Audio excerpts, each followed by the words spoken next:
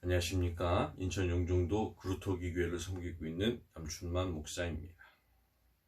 이 새벽에도 또 오늘 하루도 하나님의 은혜와 평강이 저와 여러분들 가운데 함께 하시기를 주님의 이름으로 축복합니다. 오늘 이 새벽에 함께 은혜 나누기 원하는 말씀은 창세기 1장 1절의 말씀입니다.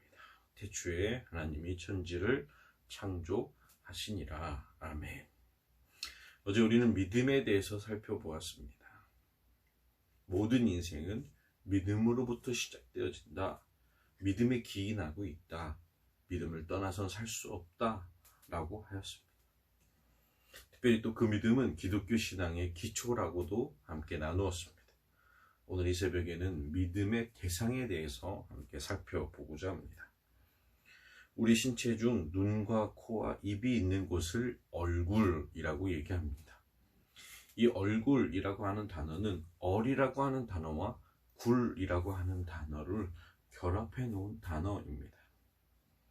이 얼이라고 하는 단어는 정신을 뜻합니다. 또 굴이라고 하는 이 단어는 움푹 패여져 있는 공간적 또 통로를 나타내고 있습니다. 그러니 얼굴이라고 하는 단어는 우리의 정신을 담아내는 어떠한 공간적인 개념을 의미하는 것입니다. 흔히 사람들은 자신의 얼굴을 책임질 줄 알아야 된다 라고들 얘기합니다. 왜 그렇습니까? 그 얼굴은 그 사람의 인생을 나타내기 때문에 그렇습니다. 얼굴에 나타나는 각자의 그 인생살이는 사실은 믿음으로부터 기인하고 있습니다. 내가 무엇을 믿느냐에 따라서 삶의 모습이 달라지고 얼굴이 달라지는 것입니다. 돈을 믿는 사람은 돈에 좌우되며 좌우되는 인생을 살며 얼굴이 반응합니다. 명예를 믿는 사람은 명예에, 권력을 믿는 사람은 권력에 삶이 바뀌고 얼굴이 달라지기 시작하는 것입니다. 오늘 이 새벽에 저와 여러분들은 무엇을 믿고 살아가고 있습니까? 우리의 얼굴은 무엇에 반응합니까? 창세기 1장 1절에 보면 우리가 무엇을 믿고 반응해야 될지를 보여주고 있습니다. 그것은 바로 하나님입니다. 인간들은 무엇인지 자신의 소유로 만들어내고자 한다라고 어제 함께 잠시 나누었습니다.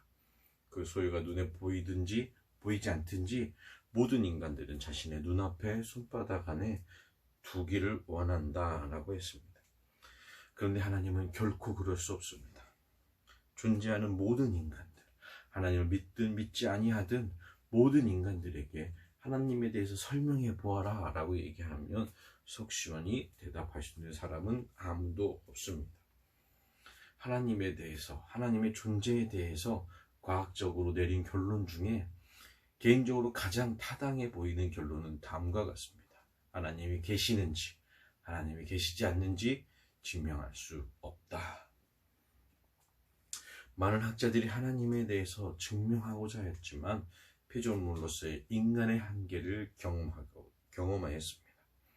그도 그럴 것이 하나님은 인간의 영역 그 어디에도 머물러 계시지 않는 존재이기 때문에 그렇습니다. 출애굽기 3장에 보면 그 이야기를 더 쉽게 이해할 수 있을 것 같습니다. 출애굽기 3장에 하나님께서는 모세를 이스라엘 민족의 지도자로 출애굽의 리더로 세우기로 원하셔서 모세를 부르셨습니다.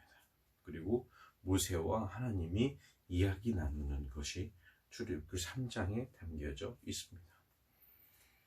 그 가운데 모세는 하나님께 여쭙습니다. 내가 이스라엘 백성에게 나아가면 당신을 어떻게 설명할 수 있겠습니까?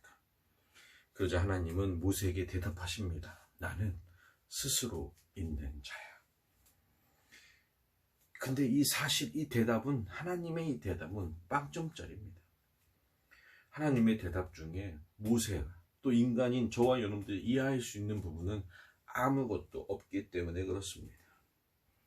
몇 해 전에 아주 재미난 이야기가 유행했던 적이 있습니다. 그 이야기의 제목은 일루수가 누구야입니다. 일루수와 이루수와 삼루수의 이름에 대해서 서로 이야기하는 주고받는 그 개그 소재가 한때는 매우 유명했더랬습니다. 왜 그러냐면 일루수와 이루수와 삼루수의 이름이 매우 재미나기 때문에 그렇습니다. 일루수의 이름은 누구입니다. 이루수의 이름은 뭐입니다. 삼루수의 이름은 몰라입니다.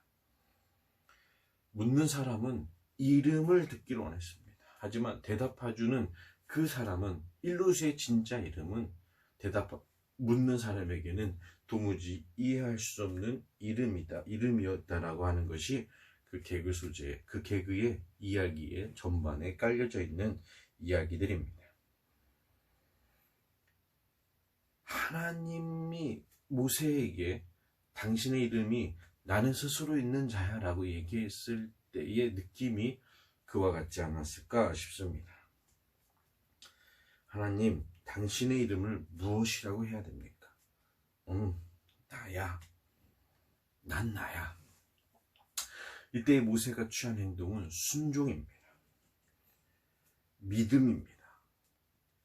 하나님은 그만큼 인간의 이해 영역에 벗어나는 초월적인 존재라고 하는 것이 그 하나님 속에 담겨져 있습니다.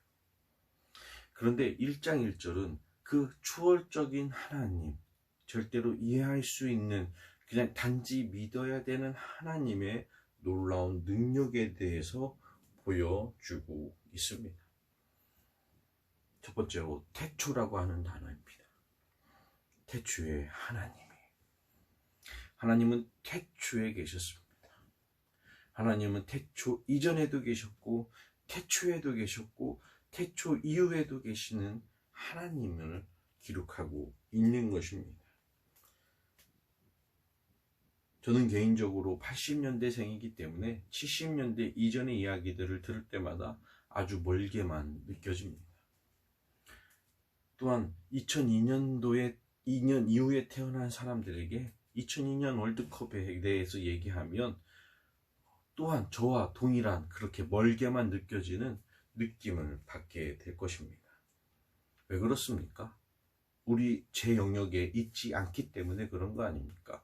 70년대 이전의 사건이 제 영역에 있는 것이 아닙니다. 2002년도에 이후에 태어난 사람들에게 있어서는 제가 경험한 2002년 월드컵은 아주 먼 이야기인 것입니다. 하지만 하나님께서는 태초 이전에도 태초에도 태초 이후에도 계십니다. 그 말즉슨 시간은 우리의 것이 아니라 하나님의 것임을 반증하고 있다라고 하는 겁니다. 다시 말하면 태초라는 시간은 시간적인 개념의 단어는 하나님의 시간적 다스림을 표현하는 단어인 것입니다. 태초에 하나님께서 창조하셨다라고 오늘 본문은 이야기하고 있습니다. 두 번째로 하나님에 대해서 설명하고 있는 것은 창조입니다. 특별히 창세기 1장에 보면 창조하셨다라고 하는 이 단어가 많이 기록되어져 있습니다. 그런데 그 단어의 원래의 본문인 히브리어의 단어를 살펴보면 두 가지의 단어가 동일하게 창조로 기록되어져 있는 것을 볼 수 있습니다. 첫 번째는 바라오, 두 번째는 아사입니다. 그 중에 오늘 본문은 바라라고 하는 히브리어 단어를 번역한 것입니다. 이 바라라고 하는 창조는 무에서 유를 창조하는 것을 의미합니다. 그 바라로서의 창조는 오직 하나님께서만이 하십니다. 하나님만이 하실 수 있는 이 바라로서의 창조를 통하여서 하나님께서는 공간을 만드셨고 그 안을 채우셨습니다. 하나님께서 계신 하나님의 그 시간 속에서, 그리고 하나님이 창조하신 그 하나님의 공간 속에서 저와 여러분들은 살아가고 있음을 잊지 말아야 될 것입니다. 우리는 이 사실을 믿고 나아가야 될 것입니다. 사랑하는 성도 여러분, 저와 여러분들은 지금 어디에 있습니까?